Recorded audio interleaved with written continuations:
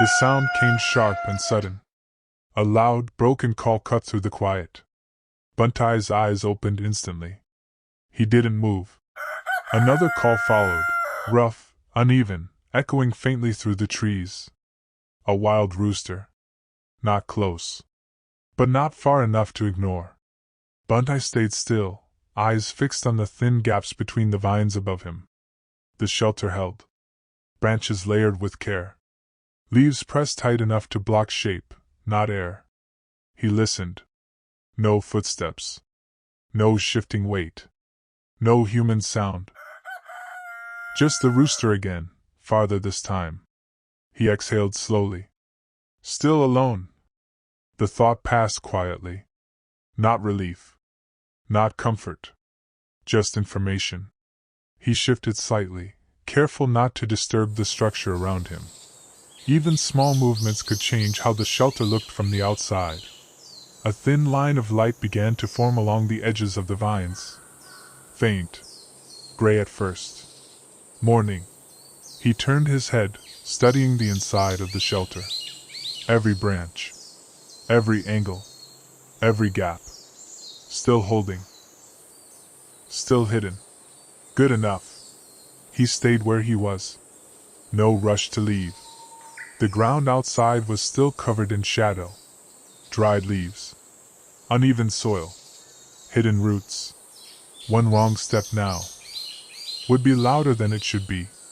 So he waited. The light grew slowly. Gray turned to pale gold. Shapes began to separate from shadow. The forest revealed itself in layers. Bantay listened one more time. Wind. Distant movement of leaves. Nothing else. He reached for his bag. Quietly.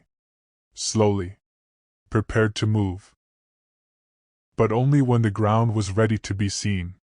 And when he could move without being heard. A new day came just like the last one. Bantay stepped out. Leaves crunched softly beneath his boots. Branches swayed aside, barely making sound.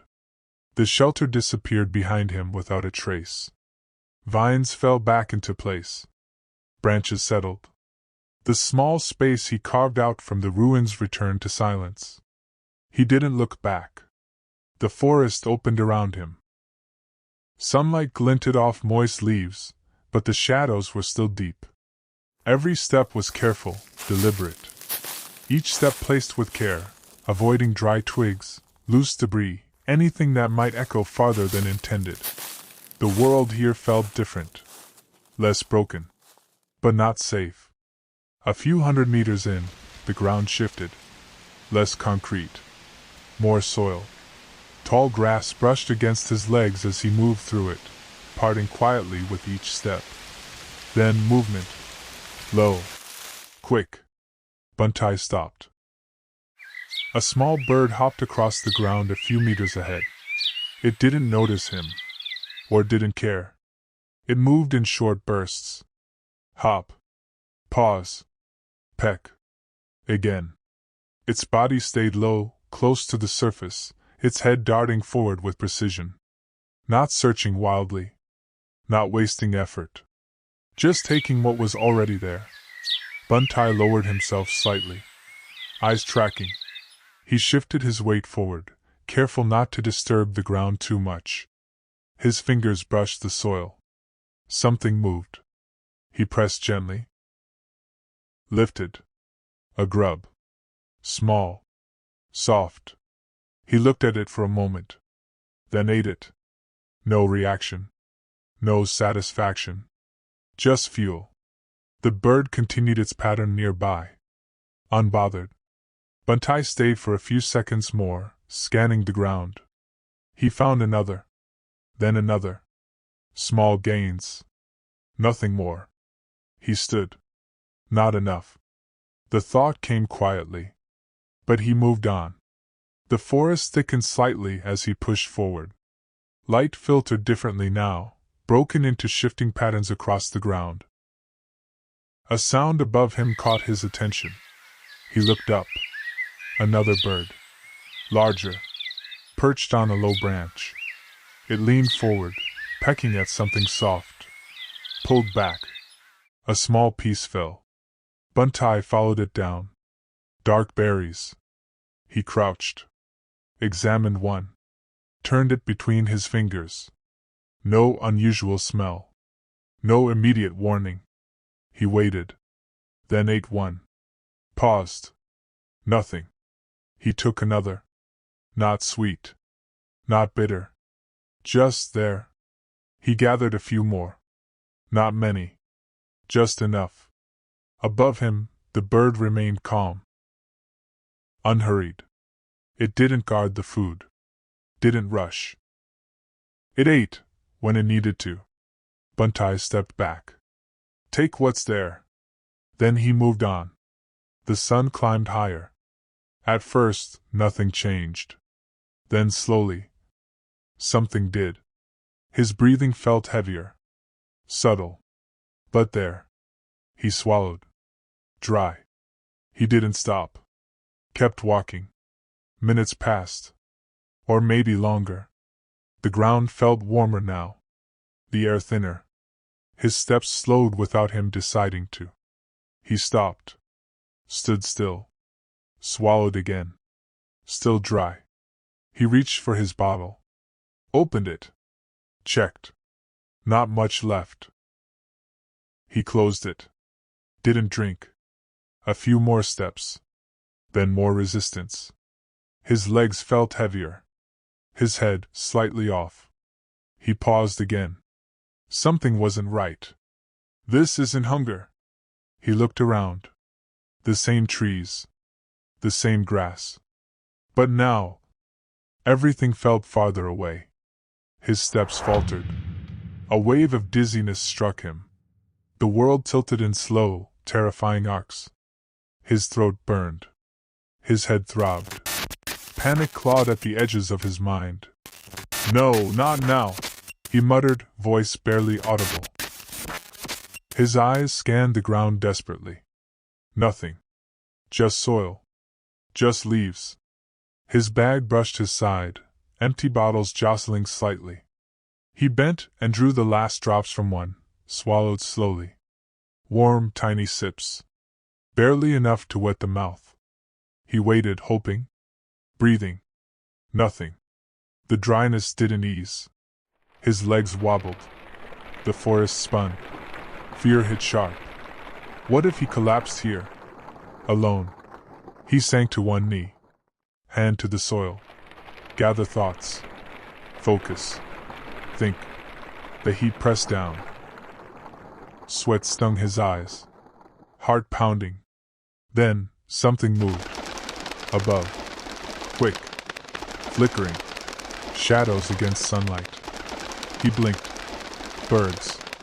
Not one but a group, flying low, weaving through branches. Patterns in their movement. Repetition. Direction. Something he didn't understand at first, but instinct nudged him. He pushed himself upright, trembling. Eyes tracking. Each bird followed a subtle line, dipping and rising. Not feeding. Not aimless. His chest heaved. He felt hope flicker. The pattern meant something. Water. It had to. He took a cautious step toward the direction the birds were moving. Then another. Every motion deliberate. Survival instincts sharpened by fear. The forest around him no longer just trees and leaves. Every shadow, every insect, every sound became a clue. He shifted his stance. Then noticed something else. The air. Slightly cooler. Barely noticeable. But different. He crouched. Pressed his hand against the soil. Softer. Not wet. But holding something. Moisture. He looked ahead again. The vegetation thickened. Greener. Denser. Then the insects. More of them. Not loud. Not aggressive. Just present. Hovering lower. Closer to the ground. Bantay exhaled slowly. Water. He adjusted his direction. Not rushing. Just aligning. Each step slower now. More deliberate. No wasted movement. The heat pressed down harder. His throat tightened again. But now, there was purpose. Branches brushed against his arms as he pushed through thicker growth. The sound came faint at first, almost lost beneath the wind. He stopped, listened. There, a soft, continuous movement. Not leaves, not animals, something else. He moved toward it, careful. Then, the trees opened slightly, and he saw it. Water, a narrow stream, moving steadily through the earth. Bantay didn't rush. He stayed where he was, watching. The surface moved evenly, edges lined with mud and roots. No immediate disturbance. He approached slowly, kneeling near the edge. Instinct screamed, "Drink now." But he didn't. Instead, he shifted to the side, examined the soil. Darker, softer. He dug a few inches, waited. Water seeped into the hole, cloudy at first. He watched it clear. Thirst pressed on him still, but now measured, controlled. He leaned forward, drank, slow, then waited, then drank again, breathing steadier, heart slowing, head clearing. Around him, the birds moved, different types. Some near the water, some above it, all following rhythm. No urgency. Bantay reached for his bag, pulled out the notebook. The pages were worn, edges rough, but still intact. He flipped to a blank space, took a moment, then wrote. Observation log. Not all birds search the same way. Some stay low, feeding from the ground. Some stay above, feeding from trees. But some move with direction. They don't search. They travel. He paused, looked toward the stream, then added, Insects increase where moisture holds. Air shifts before water is seen. Ground softens before it becomes wet. He stopped again, thinking, then wrote one more line. Rule 3. Food can wait. Water cannot. He closed the notebook. He stood slowly, not fully recovered, but stable, aware. His eyes scanned the area one more time, not just for resources, but for risk. Looked at the stream again. The stream gave life, but risk lurked. Finding water was only the beginning. Staying alive near it would be another challenge entirely.